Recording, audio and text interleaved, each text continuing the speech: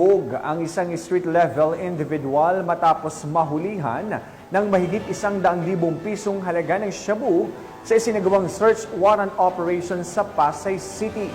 Mag-uulat dyan si Patrolwoman IV Corporal.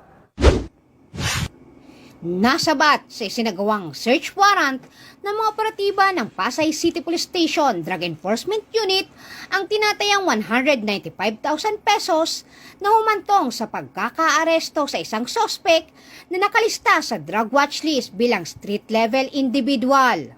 Kinilala ang sospek na si alias Bong, 53 anyos, isang pintor.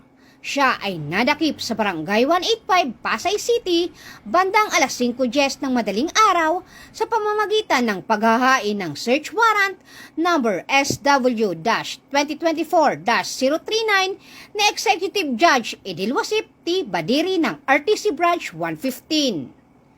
Sa paghahalughog, nakuha ng mga alagad ng batas ang isang medium-sized na ziploc bag na naglalaman ng puting kristal na substansya na hinihinalang shabu, kasama ang 4 na maliit na heat-sealed plastic sachet na naglalaman din ng hinihinalang shabu na pawang may bigat na humigit kumulang 28.7 gramo na may standard drug price na 195,160 pesos. Bukod dito, nakumpiska din ng isang pulang sobre at isang cellphone.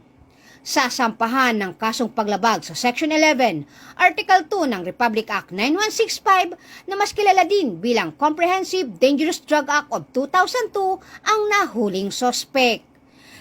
Mula dito sa Metro Manila, ako po ang inyong PNN correspondent, Patrolwoman IV Corporal, alagad ng batas, tagataguyod ng Balitang Pulis.